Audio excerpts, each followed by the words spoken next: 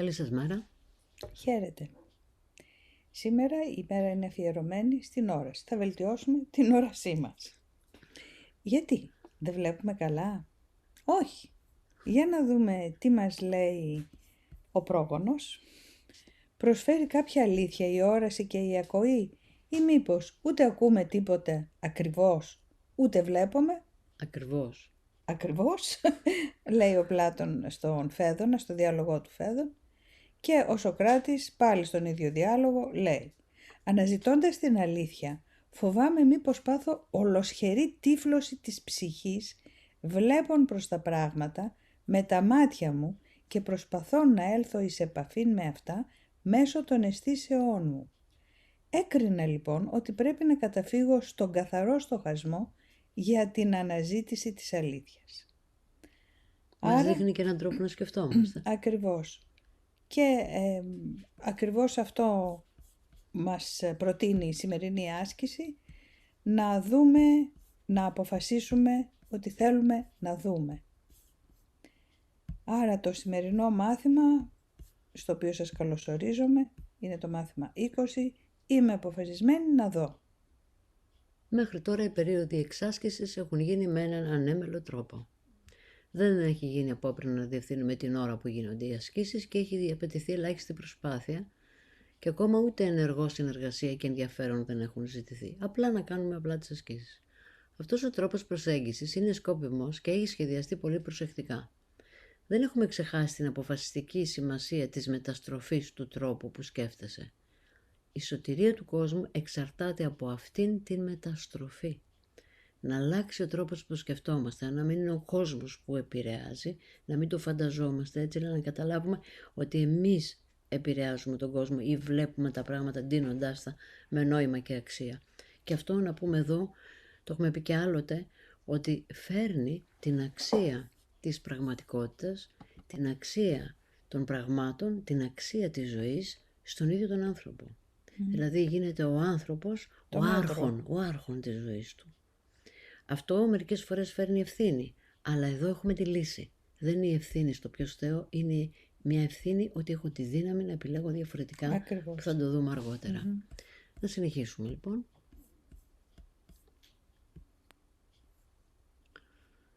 Η σωτηρία λοιπόν του κόσμου εξαρτάται από αυτή τη μεταστροφή του τρόπου που σκέφτεσαι. Δεν θα αποκτήσεις όραση όμως αν νομίζεις ότι καταπιέζεσαι και αν υποκύψεις σε δυσαρέσκεια και εναντίονση. Αυτή είναι η πρώτη μας απόπειρα να παρουσιάσουμε ένα συστηματικό τρόπο εξάσκησης. Μην το ερμηνεύσεις λανθασμένα σαν μια προσπάθεια να ασκήσουμε κατά αναγκασμό ή πίεση. Θέλεις τη σωτηρία. Θέλεις να είσαι ευτυχισμένος, ευτυχισμένη. Θέλεις την ειρήνη. Όλα όμως αυτά δεν τα έχεις τώρα, επειδή ο νους σου είναι τελείως απειθάρχητος και δεν μπορείς να διακρίνεις μεταξύ της χαράς και της λύπης, της ευχαρίστησης και του πόνου, της αγάπης και του φόβου. Τώρα μαθαίνεις να τα ξεχωρίζεις και μεγάλη πράγματι θα είναι η αμοιβή σου. Με την έννοια ότι ναι, λυπάμαι, χαίρομαι, ευχαριστιέμαι, πονάω, αγαπάω, φοβάμαι, αλλά όλα αυτά είναι μεταβαλλόμενα. Δεν υπάρχει κάτι το οποίο να είναι μόνιμα εκεί σαν χαρά ή λύπη μόνιμα. Μεταβάλλονται όλα. Οπότε μας λέει ότι η όραση άλλη έχει να μας δώσει μόνιμα αυτά τα θετικά που θέλουμε. Και μας λέει επίσης, και τα είχαμε επισημάνει, ότι επιθυμούμε, επιδιώκουμε την σωτηρία, την ευτυχία και την ειρήνη. Ωραία λοιπόν. Να δούμε λίγο την συνέχεια της. Η απόφασή σου να δεις είναι το μόνο που χρειάζεσαι για να έχεις όραση. Ό,τι θέλεις είναι δικό σου. Εννοεί ψυχολογικά βέβαια, ψυχολογικές καταστάσεις. Μην κάνεις το λάθος και νομίσεις ότι η μικρή προσπάθεια που ζητείται από σένα είναι μια ένδειξη ότι ο στόχος μας έχει μικρή αξία. Μπορεί η σωτηρία του κόσμου να είναι ένας ασήμαντος στόχος και μπορεί ο κόσμος να σωθεί αν εσύ δεν σωθείς. Μας λέει λοιπόν ότι έχουμε μια συνεισφορά και ένα ρόλο πολύ σημαντικό στον κόσμο. Ο Θεός έχει έναν Υιό και αυτός ο Υιός είναι η Ανάσταση και η ζωή. Έχει δηλαδή μία δημιουργία. Αυτή είναι ο Υιός, εμείς όλοι. Το θέλημά του γίνεται επειδή όλη η δύναμη του έχει δοθεί στον ουρανό και τη γη. Η όραση σου δίνεται όταν είσαι αποφασισμένος να δεις. Άρα η σημερινή άσκηση που μας ενθαρρύνει να δηλώσουμε μέσα στην καρδιά μας καταρχήν είμαι αποφασισμένη να δω, είναι το ξεκίνημα ενός ταξιδιού που θα οδηγήσει στην όραση, εάν μείνω συνεπής σε αυτό, και υποστηρίζει αυτή τη συνέπεια με τις πιο οργανωμένες επαναλήψεις αυτής της ιδέας. Αλλά μέσα στη σημερινή άσκηση μας λέει επίσης ότι θέλω τη σωτηρία, αλλά τη σωτηρία από τι? Επίσης μου λέει ότι θέλω την ευτυχία, αυτό το ξέρω, και την ειρήνη επίσης. Σωτηρία από τι? Θέλεις τη σωτηρία, θέλεις να είσαι ευτυχισμένη, θέλεις να έχεις ειρήνη. Σωτηρία από τι? Απάντηση. Από τις ψευδαισθήσεις και τις πεποιθήσεις που φέρνουν ψυχικό πόνο και ερήμωση. Προϋπόθεση. Η μεταστροφή του νου, ώστε να δούμε αλλιώς τον κόσμο και τον εαυτό μας. Τι απαιτείται? Η απόφασή σου να θέλεις να δεις αληθινά. Όπως θα έλεγε ο Σωκράτης, να έχεις αποφασίσει να ανοίξεις το όμα της ψυχής, το μάτι της ψυχής. Τότε η ευτυχία και η ειρήνη έρχονται ως τα φυσικά επακόλουθα. Εδώ λοιπόν να υπογραμμίσουμε την διαφορά μεταξύ ξανά της όρασης των ματιών του σώματος από την άλλη όραση μας λέει. Μας έχει εξηγήσει και είδαμε ότι η όραση με την οποία κυκλοφορούμε, λέμε ότι βλέπουμε, δεν είναι παρά απεικόνηση. Είναι εικόνες που έχουμε πλάσει. Όταν λοιπόν μιλάει για την άλλη όραση, είναι η όραση της ψυχής που πάει πέρα από τα σωματικά μάτια, πέρα από τις εικόνες, σε μια άλλη αντίληψη, σε μια άλλη κατάσταση που προς το παρόν, αν δεν πούμε ότι την έχουμε ξεχάσει, μπορούμε να πούμε ότι την αγνοούμε, αλλά θέλουμε πολύ να τη βιώσουμε και αυτό είναι το κίνητρο. Θα δούμε λοιπόν. Συνεχίζει η άσκηση και λέει: οι σημερινές ασκήσεις προτείνουν να υπενθυμίσεις στον εαυτό σου καθ' όλη τη διάρκεια της ημέρας ότι θέλεις να δεις. Να λέω δηλαδή είμαι αποφασισμένη να δω πολλές φορές μες την ημέρα. Επίσης σιωπηλά υπενήσεται ότι παραδέχεσαι ότι δεν βλέπεις τώρα. Βέβαια. Πρέπει να το παραδεχθώ αυτό. Για να έχω και κίνητρο. Γιατί αν βλέπω, γιατί να ζητάω όραση. Ακριβώς. Επομένως, καθώς επαναλαμβάνεις την ιδέα, δηλώνεις ότι είσαι αποφασισμένη να αλλάξεις την τωρινή σου κατάσταση για μια καλύτερη κατάσταση που πραγματικά θέλεις. Εδώ λοιπόν να πούμε ότι τα θαύματα προήλθαν από ακριβώς αυτή την απόφαση ενός ανθρώπου καταρχάς, του δόκτωρα Bill Thetford, ο οποίος ζήτησε ολόψυχα, λέγοντας την περίφημη φράση «Μα δεν μπορεί, θα υπάρχει ένας καλύτερος τρόπος» για να διαχειριστούν την κατάσταση που υπήρχε στην ομάδα του τμήματος ψυχολογίας στο Πανεπιστήμιο που είχε διάφορες διαφωνίες. Θέλεις να μας πεις ότι να δούμε πώς ξεκίνησε, δηλαδή όλη αυτή η δουλειά που κάνουμε τώρα, αυτή η εργασία που κάνουμε και τα μαθήματα θαυμάτων πώς έχουν ξεκινήσει.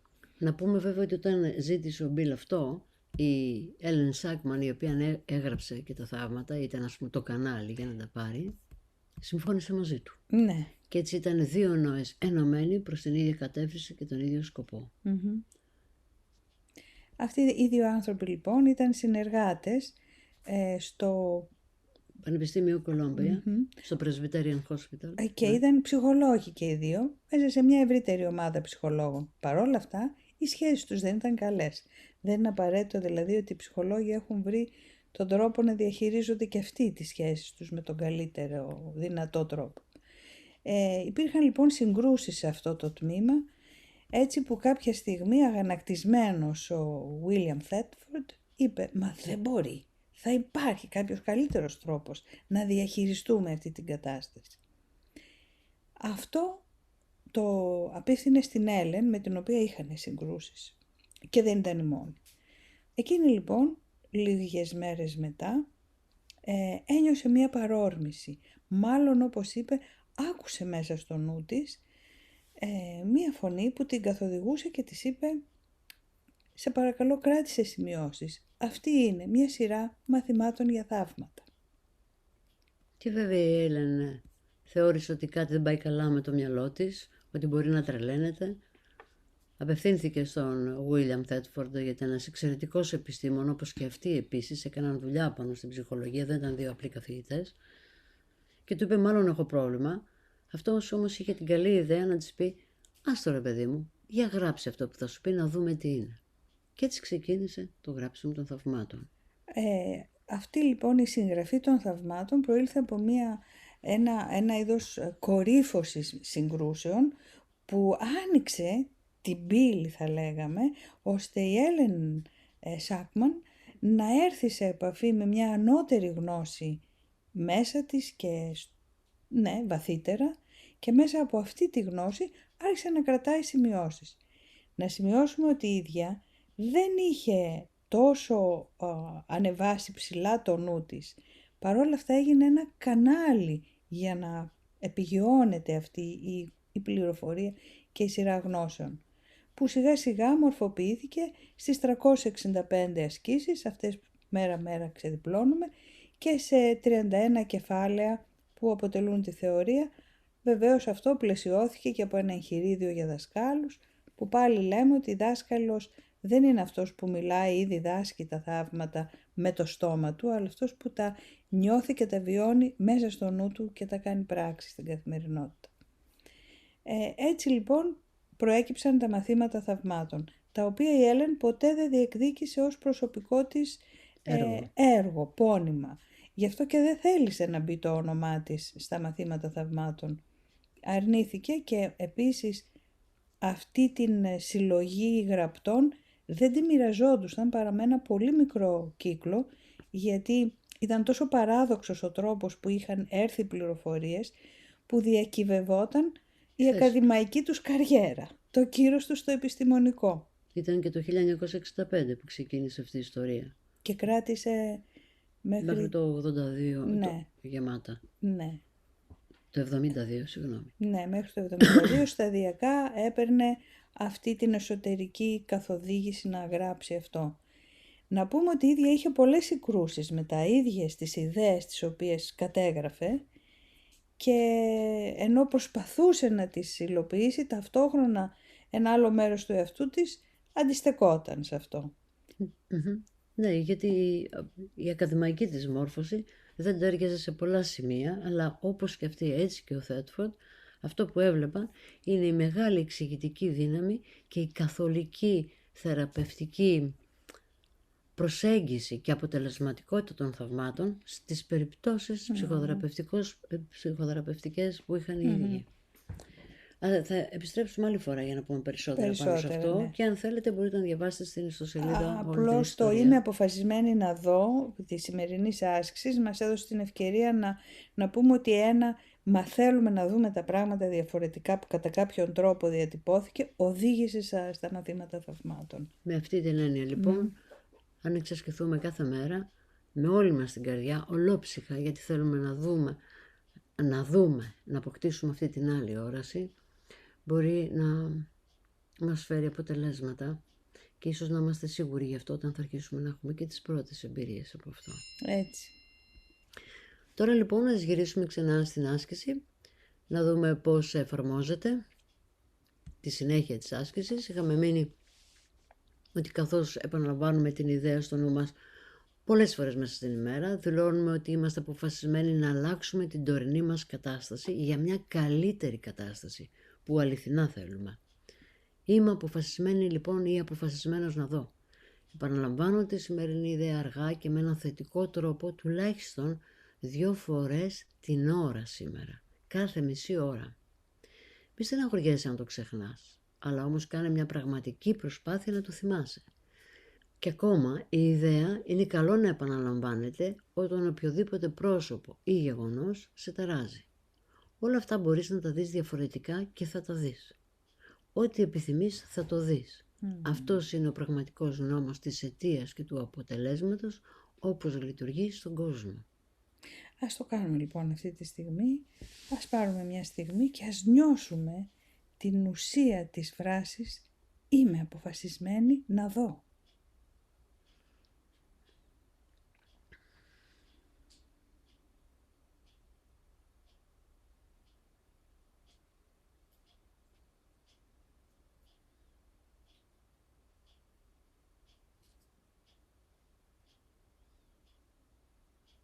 Ωραία. Και έτσι πάμε στο διαλογισμό, που οπωσδήποτε τα βλέπουμε τα πράγματα διαφορετικά, σε μια άλλου τύπου όραση.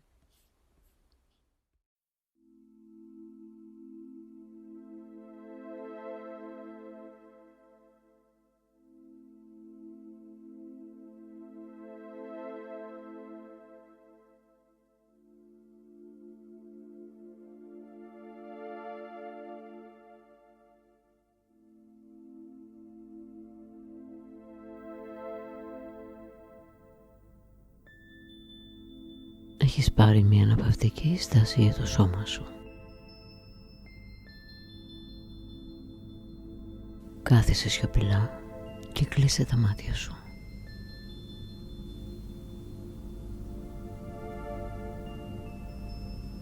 Σκέψου ότι το παρελθόν έχει περάσει. Το μέλλον δεν έχει έρθει ακόμα. Συνεπώς το μόνο που υπάρχει είναι αυτή η στιγμή, εδώ, τώρα.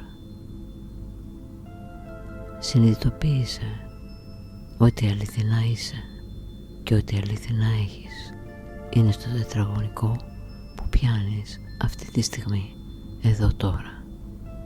Και αυτό είναι αρκετό.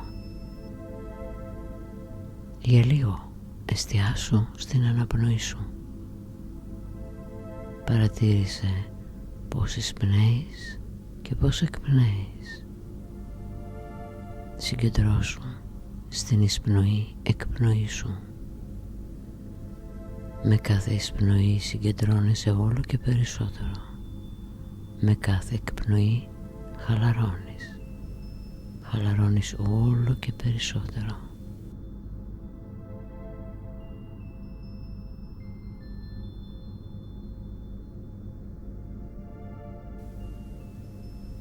Με κάθε εισπνοή συγκεντρώνεσαι όλο και περισσότερο.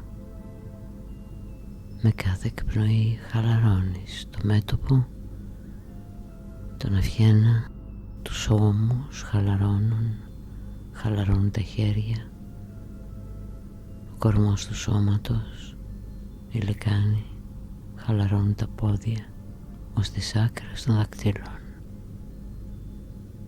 Και με κάθε εκπνοή χαλαρώνει και πας βαθύτερα μέσα στην πιο βαθιά χαλάρωση.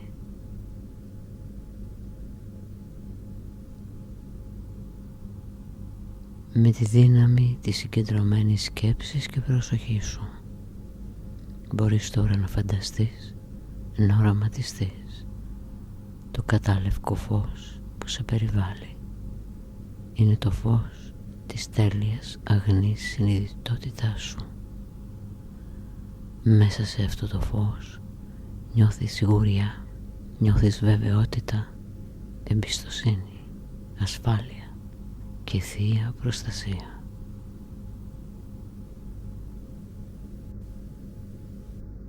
Αυτό το φως είναι πάντα μέσα σου. Δεν είναι από αυτόν τον κόσμο.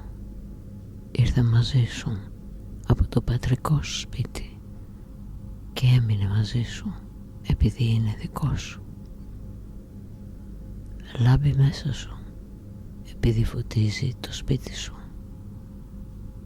και θα σε οδηγήσει για λίγο να θυμηθείς εκείνον τον απέραντο κύκλο της ειρήνης σου που φέρνεις μαζί σου επίσης από το πατρικό σου σπίτι.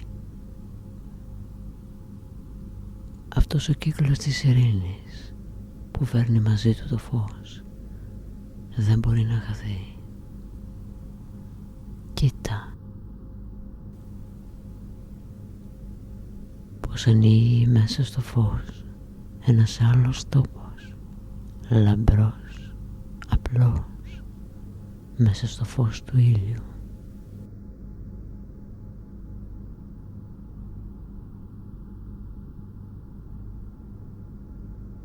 Μέσα σε αυτόν τον τόπο που ανοίγει, τον υπέροχο,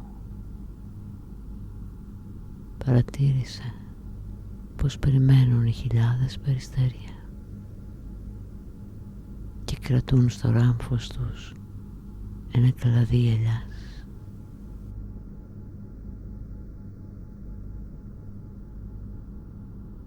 περιμένουν να τους δώσεις την αποστολή τους. Και αν η καρδιά σου είναι έτοιμη και αν ο νους σου είναι πρόθυμος, ζήτησέ τους να γίνουν οι αγγελιοφόροι της ειρήνης σου. Ζήτησέ τους να πάνε στα πέρατα του κόσμου, στα πέρατα της οικουμένης, και να αφήσουν το κλαδί της ελιάς όπου υπάρχει ανάγκη για ειρήνη στον κόσμο.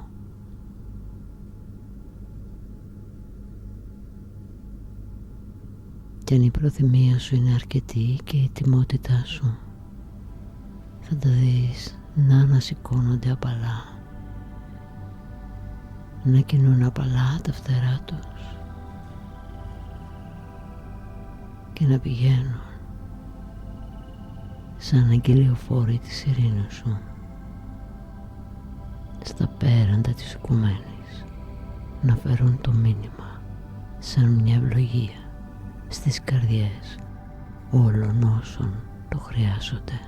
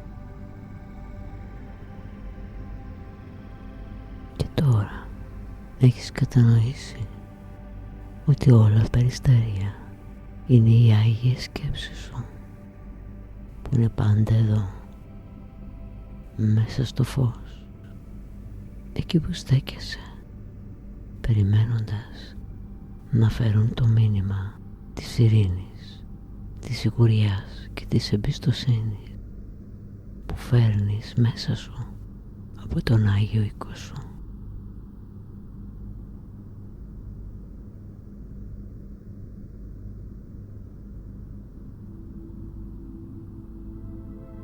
Και τώρα ήρθε η ώρα να επιστρέψουμε.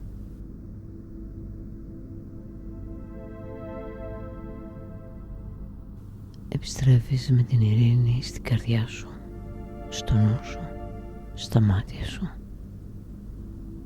στην κίνησή σου, στο βλέμμα σου, στην ανάσα σου, έτσι που η παρουσία σου στον κόσμο να είναι μια ευλογία για όλους όσους το έχουν ανάγκη και ένα μοίρασμα για αυτούς που έχουν αναγνωρίσει αυτήν την ειρήνη μέσα τους. Επιστρέφεις και το σώμα σου το νιώθεις τώρα πιο υγιές, πιο εύρωστο, το νου σου αναζωογονημένο με διάβια, και σιγά σιγά ανοίγεις τα μάτια σου. Ας είμαστε για πάντα ευλογημένοι.